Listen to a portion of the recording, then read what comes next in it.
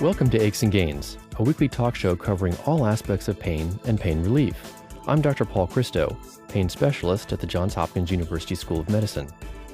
Pain has reached epidemic proportions, and chronic pain affects a staggering 25% or more of the population. Its human impact is real and is felt by infants, children, all the way to older adulthood. But there's hope and there's treatment. This show offers compelling stories of those who found relief and offers insight into treatments that can ease pain and human suffering. Electrical stimulation for the treatment of pain has been around in every culture for thousands of years. In 9000 BC, bracelets and necklaces of magnetite and amber were used to prevent headache and arthritis. Ancient Egyptians used electric catfish for headaches, and the Romans used the electrical discharge from torpedo fish to treat gout. In today's half hour, we're going to talk about neurostimulation, a technique that uses electric impulses to relieve pain. We'll hear a riveting story from Adam Hammond, a former member of the U.S. Army Golden Knights parachute team, about how a nerve stimulator restored his life after hitting the earth at 45 miles an hour during a skydiving accident. One of the world's leaders in neurostimulation, Dr. Giancarlo Barilat, will then shed light on how these pain pacemakers for the spinal cord actually work. Aches and Gains is sponsored by King Pharmaceuticals, Endo Pharmaceuticals, Neurogesics, and Boston Scientific. For live online listening to Aches and Gains, please go to paulchristomd.com. To access podcasts of the show, please go to paulchristomd.com. That's paulchristomd.com. If you have questions or comments for Dr. Christo, especially for upcoming shows, please email him at achesandgains@gmail.com. That's achesandgains@gmail.com. We're talking with Adam Hammond, who at 26 plunged to the earth at 45 miles an hour when his parachute failed to open while skydiving. What happened when you were skydiving that one day? The skydive went normal. There was nothing wrong with the jump, but my parachute opened faster than normal, and what it did was put stress on the line. Everything seemed to be fine, but when I put the parachute into a dive to land, the line stressed so much that I had problems flaring my parachute out, and what happened was it slammed me into the ground at approximately 45 miles per hour. What were you feeling at that time? Had this ever occurred before? No, not to me.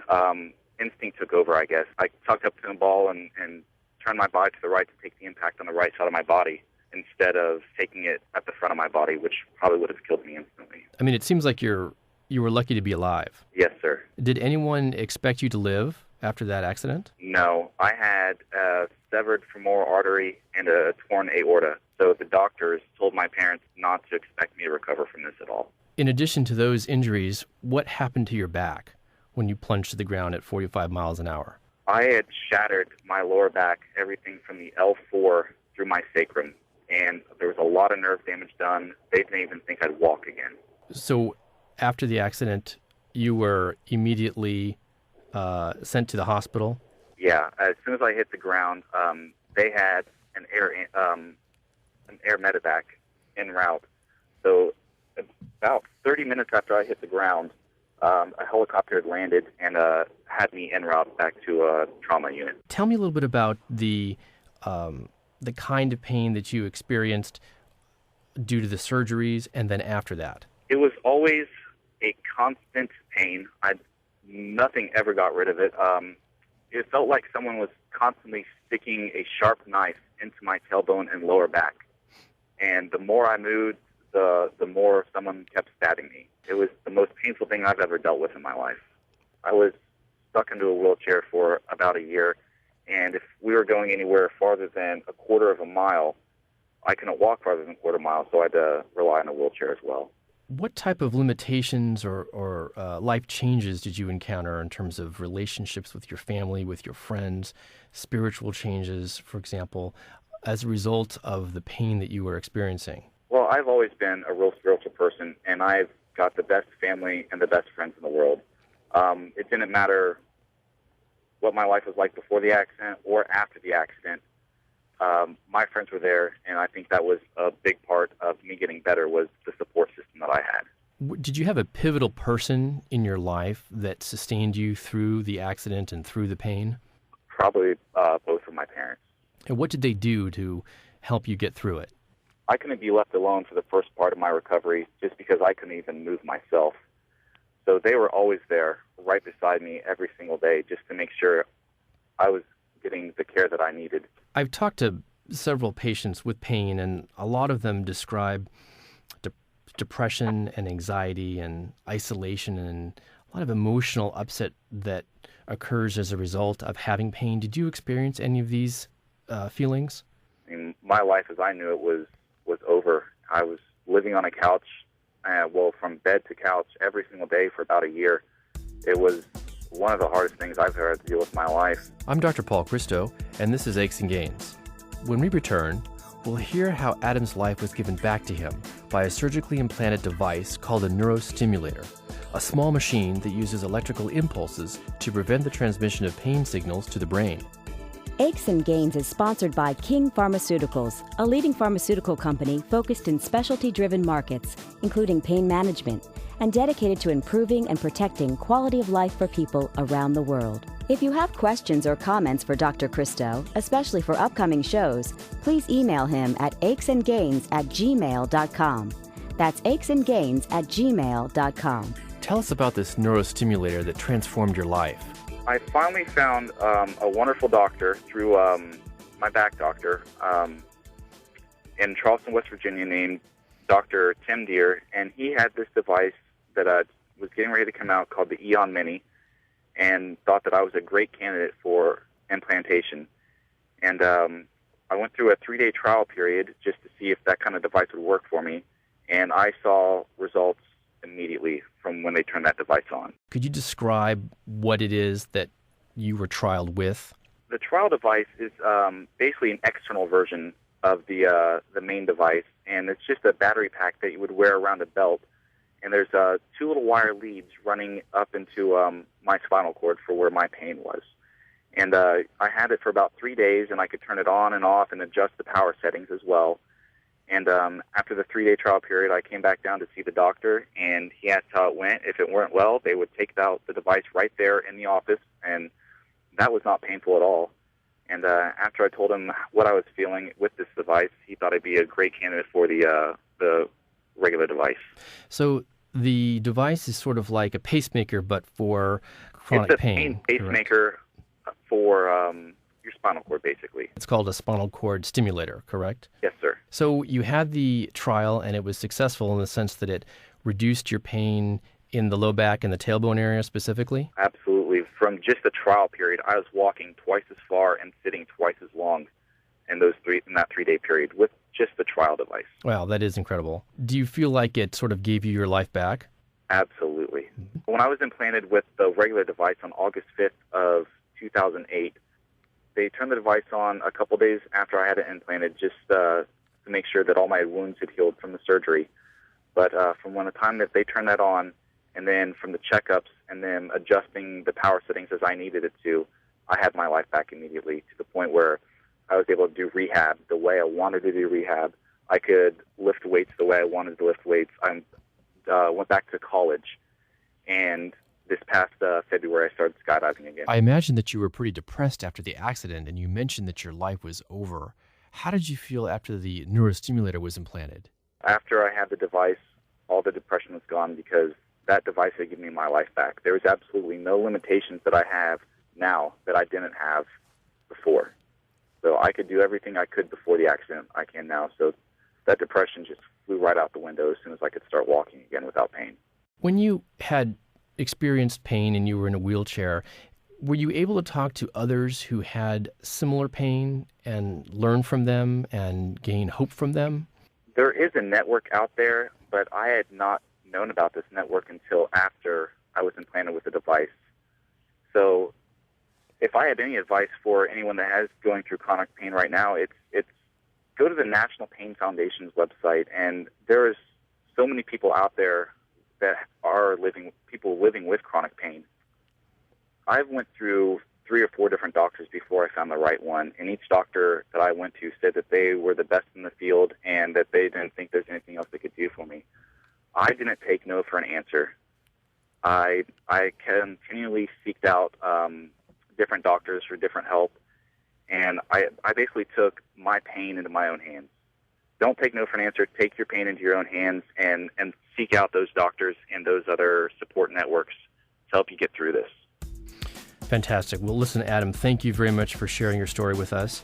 Your story is inspirational, and I'm delighted to hear that your life has been transformed and that you're once more quite functional and able to set goals for yourself. And in fact, I believe you're attending law school soon. Is that right? Yes, next year. Fantastic. Well, good luck to you, and thank you again for being with us. All right. Thank you very much, sir. I'm Dr. Paul Christo, and you're listening to Aches and Gains. When we come back, we'll hear from Dr. Giancarlo Barilat, one of the world's leaders in the field of neurostimulation. Aches and Gains is sponsored by Endo Pharmaceuticals, a U.S.-based specialty healthcare solutions company that delivers innovative diagnostics, drugs, devices, and clinical data to meet the needs of patients in areas such as pain, urology, oncology, and endocrinology. To access podcasts of the show, please go to paulchristomd.com. That's paulchristomd.com. Welcome back to Aches and Gains. I'm Dr. Paul Christo. Dr. Giancarlo Barilat is a neurosurgeon at the Presbyterian St. Luke's Medical Center in Denver, Colorado, who specializes in neurostimulation. Dr. Barilat is one of the world's leaders in the field. He's performed over 7,000 neurostimulation procedures over the span of 32 years and has authored over 70 medical articles and book chapters. He's the medical director of Barilat Neuroscience, one of the largest practices in the country, and is director at large of the International Neuromodulation Society. Dr. Barilat, welcome to the show. Thank you. Dr. Barilat, would you tell us about the general term neurostimulation and what that means?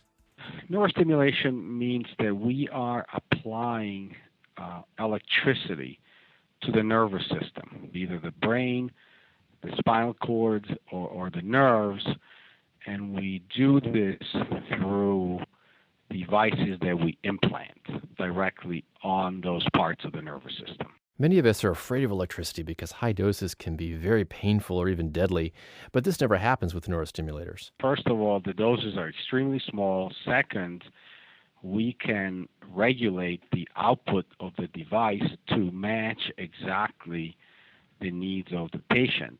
Sometimes people might get little jolts, but that's acceptable. Will you describe the parts of the neurostimulator device? There's two basic parts. One is the electrode, is a conductor. So you have to have something that generates the electricity, and that's called the pulse generator. So the pulse generator contains the electronics and the battery, and then you have the electrode that connects the pulse generator to the nervous system. Is everything surgically placed underneath the skin? Once the system is implanted, everything is under the skin. The person that has an implant would not know that there's something in their body. When do you feel patients should consider neurostimulation? Neurostimulation is usually not the first line of defense against severe pain. But I would say that a stimulator usually is considered for people that have a long-standing pain that is not likely to go away and where the pain affects their lives substantially. I think that a stimulator should be considered after somebody has had severe pain that has not responded to other treatments for maybe a few months.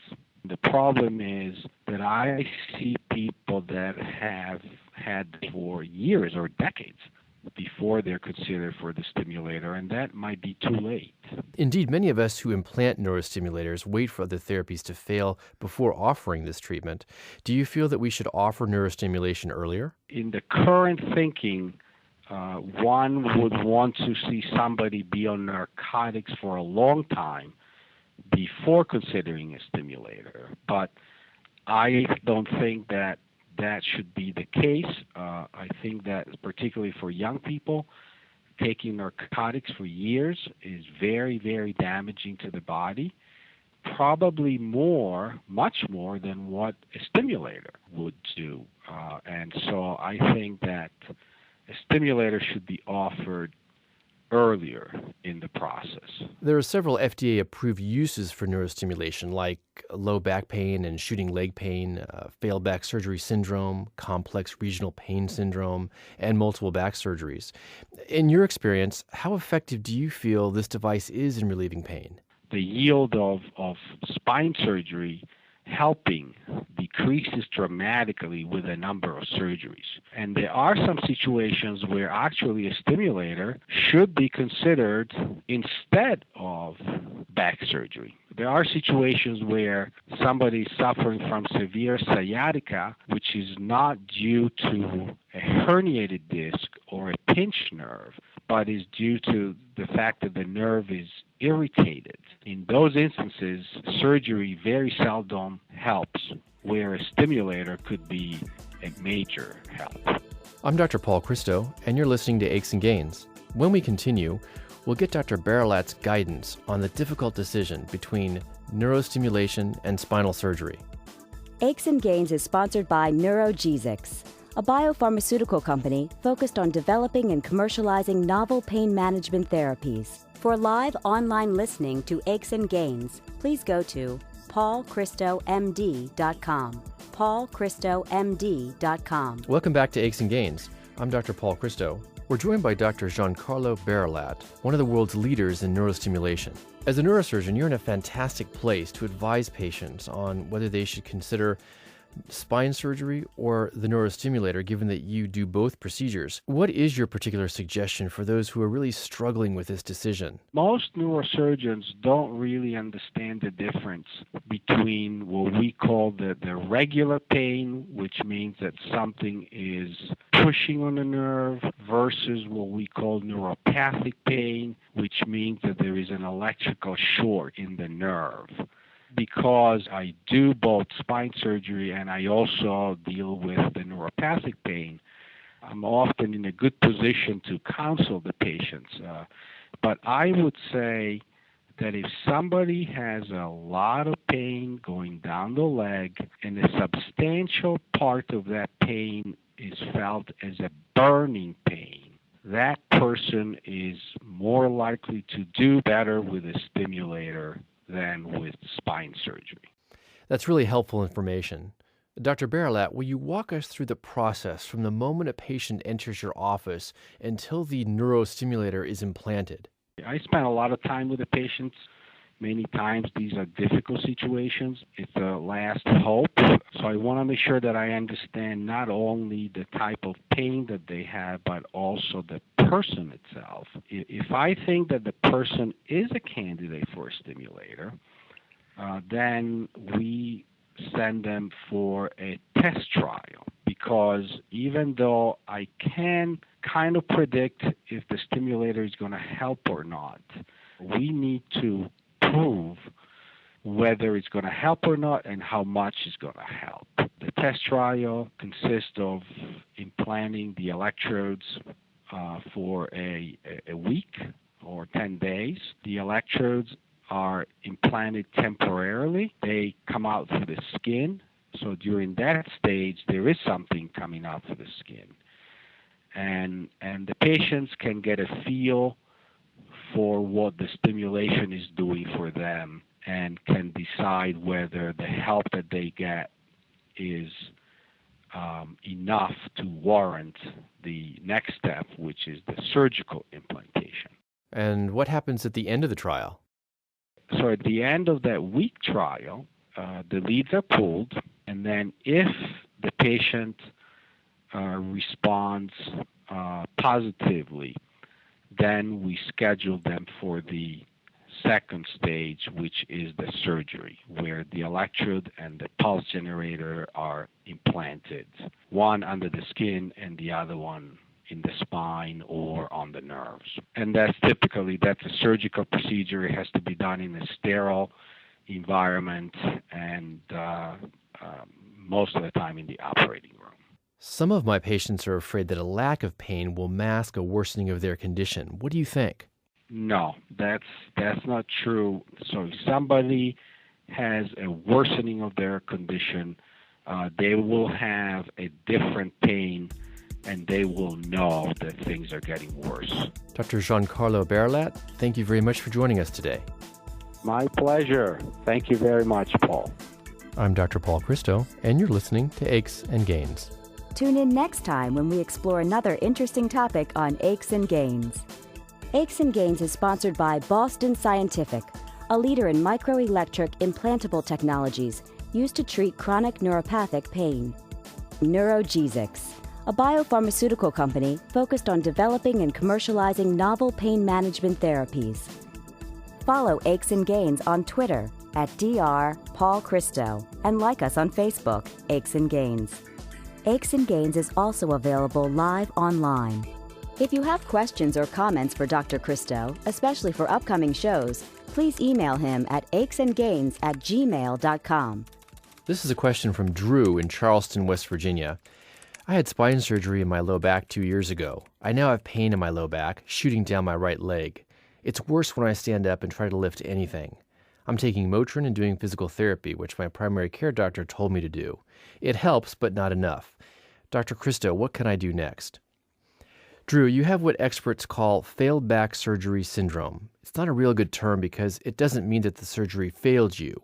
You may have needed the surgery to stabilize your spine. It really means that you have persistent low back and leg pain from degenerative changes to the spine, the discs that cushion the spine, or from spinal cord or nerve irritation. I'm glad to hear that you're doing physical therapy because it's important to strengthen the muscles of the low back and abdomen. Have yourself evaluated by a pain physician or spine surgeon. Things to consider would be specific medicines for nerve pain like Neurontin, Lyrica, or Pamelor, nerve blocks, epidural steroid injections, and even later neurostimulation or spinal cord stimulation. This is a question from Darlene in Raleigh, North Carolina. For the past few years, I try to keep myself active, but it seems like I keep getting a lot of pain all over my body. Some days, I don't seem to get much done. I have high blood pressure, thyroid disease, arthritis, especially in the knees, asthma, and low back pain. I'm on too many medications. Besides water aerobics and exercising, is there something else I can do? Darlene, absolutely. Knee arthritis can be helped with injections of steroid every 3 months or so. High hyaluronic acid or Synvisc injections into the knee is an approved treatment, and the data suggests benefit. It's usually 3 to 5 injections total. A device called a TENS unit can be helpful for low back pain. You place small electrodes on your skin, and the device provides painless doses of electricity. Behavioral therapy or pain psychology has also shown to be useful for low back pain. This is a question from Ellen in Fort Lauderdale, Florida. I've recently been treated for arthritis using leeches. The results have been fantastic. After an inexpensive treatment with a very experienced leech therapist with a certification from Russia, I'm having incredible relief on my wrists. I'm having no side effects and have been told to expect continued relief for months, perhaps as long as a year. Have you heard of this treatment and what do you think? Ellen, I'm not familiar with leech therapy for arthritis, although there are reports of pain relief from patients in Europe. I think it's believed that the saliva of the leech has pain-relieving qualities, that is, anesthetic, analgesic, and histamine-like properties that reduce pain. I'm happy that you're getting relief. I would just caution you or anybody using leeches to make sure that you understand any side effects that people report with this therapy. In other words, try to make sure that it's safe. The views and opinions expressed in this radio program are solely the views of Dr. Paul Christo and do not necessarily express the views of this radio station and Johns Hopkins University School of Medicine, nor an endorsement by any or all of them of any of its content. This show provides medical information, not advice. Please consult your personal physician before engaging in any course of treatment or use of any of the techniques or products discussed on this show. Discussion of particular uses of products on this show have not been approved by any of the manufacturers of such products. If you have questions or comments for Dr. Christo, especially for upcoming shows, please email him at achesandgains@gmail.com. That's achesandgains@gmail.com. Aches and Gains is also available live online. Follow us on Twitter at Dr. Paul Christo and like us on Facebook, Aches and Gains. To access podcasts of the show, please go to paulchristomd.com. That's paulchristomd.com. Aches and Gains is produced by Eric Vore and Dr. Paul Christo. Ty Ford is the audio engineer, and Elsa Langford is the technical consultant and engineer. Thanks for listening. This is Aches and Gains with Dr. Paul Christo.